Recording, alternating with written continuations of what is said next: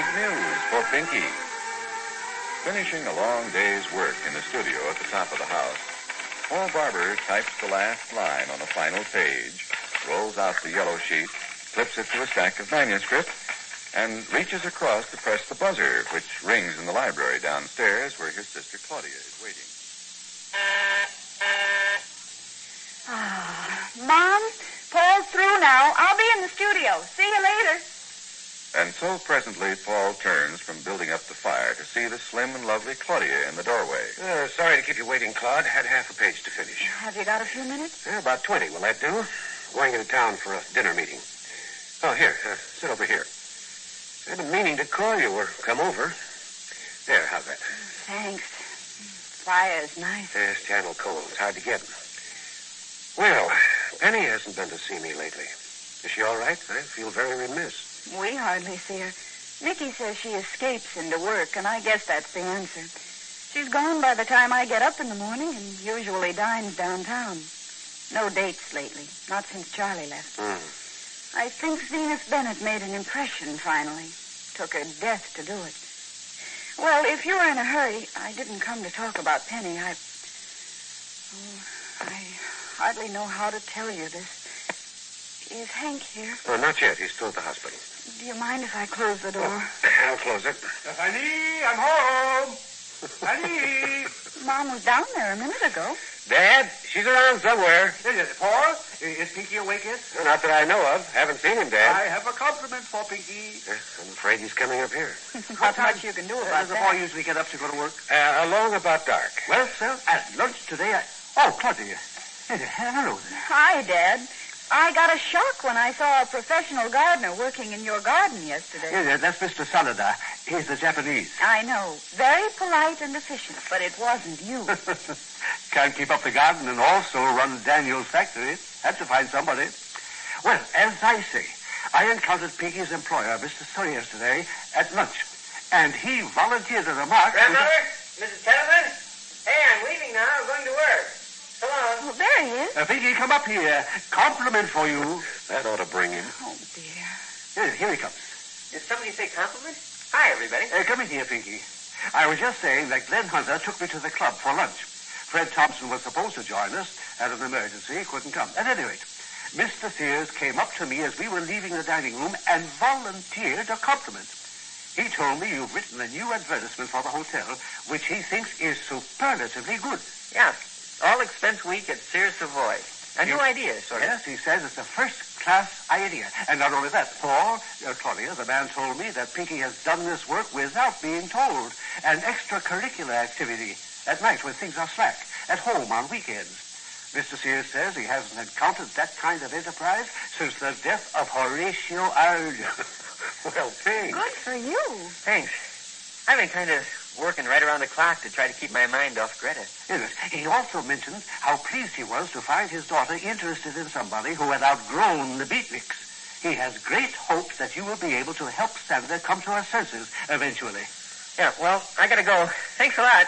Great to hear a compliment. See you tomorrow morning. Bye, everybody. Yes. Well, there's something we can write to Hazel. I sent her airmail this afternoon. Hazel has been very worried about this, hoping every day to hear that Hank and Greta are married. Grandfather? Yes, Pinky? Grandmother's down here now. Want to tell her the compliment? I'm too modest. Yes. Coming. Be right there. Excuse me. Sure. I'll see you later, Dad. Fanny, wait till you hear this. A voluntary compliment for Pinky. Now, will you close the door? Oh, poor Pink. Even the compliments must hurt. People are always so astonished to hear good news. Yeah, he weathers the blows, you know. Cliff has some of that quality, without the pounding drive to disaster. That's an interesting phrase. The pounding drive to disaster. Is it? Well, I'll cool it off and save it. That's what I wanted to talk to you about. Disaster. I got an insight into something this morning that's given me cold chills. Oh? Well, I better sit down for this. You really had. Hank and Greta stopped in. Nicky offered them the Sky Ranch for their honeymoon, and they came over to discuss it. Well, you know that picture of Pinky I have on the piano when he was in the Navy? The Brooklyn Navy Yard picture? Oh, sure. Thin, eager face under a white sailor hat. Well, Hank and Nicky had gone into the study. Greta kept glancing at it and finally held it under the light. Then suddenly she started crying as if her heart would break. Well, it wasn't until she dried her eyes and brightened up and they'd gone that I realized, oh, Paul. Paul, this is terrible.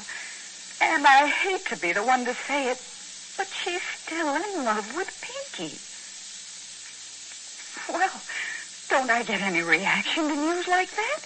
Honey, it isn't news. Oh? I'm sorry. Everybody around here knows it, with one exception. Oh. Greta. Well, what are you going to do about it? I'm quite an old fella, Claude. I've learned when it's as bad as this, the wise man lets nature work it out. On the general theory that maybe she knows best.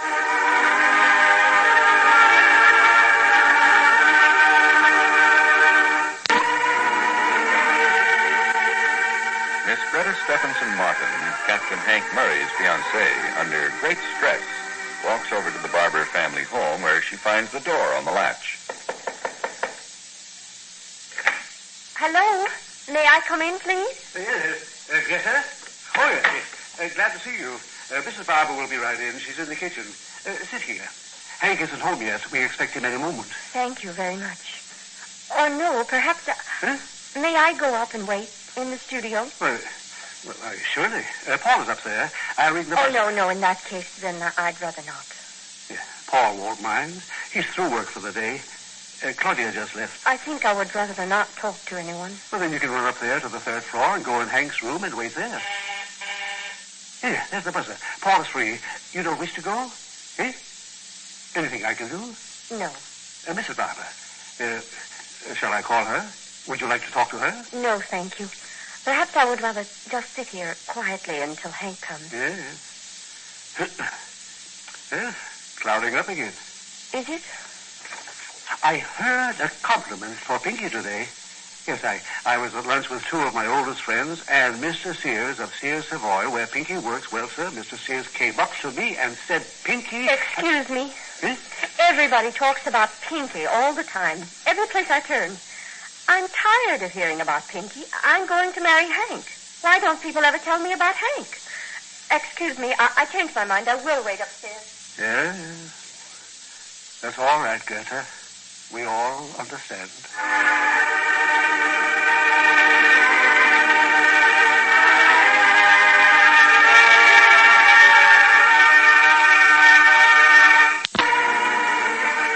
10 minutes later, Paul, leaving for town, pauses in the library for a word with Father Barbour. Yes.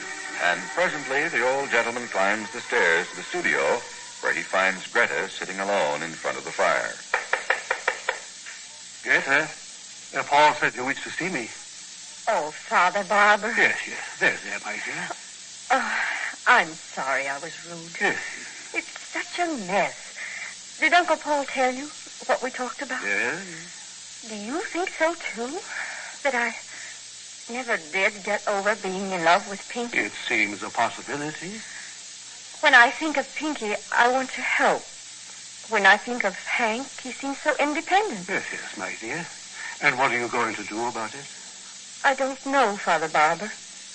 I really, truly don't know. Yes. Shall we sit down here together and see if we can work something out? One Man's Family, which comes to you Monday through Friday, is written by Harlan Ware and directed by Carlton E. Morse. This program has been selected to be heard by our armed forces overseas through the worldwide facilities of the Armed Forces Radio Service. In Chapter 4, Book 134, The Big Question, Gentleman or Cab?